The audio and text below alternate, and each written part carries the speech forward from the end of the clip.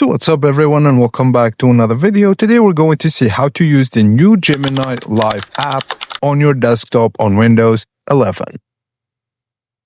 So Google Gemini doesn't have a native Windows app, but you can install it as a progressive web app, so it behaves like a real desktop application. So all you have to do firstly, open Microsoft Edge. Go to the Gemini website, then sign in with your Google account.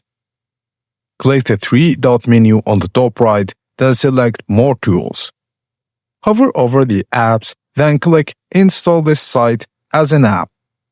Just click Install, wait for a few seconds, and Gemini now will install as a regular Windows app. You can launch it directly from its shortcut.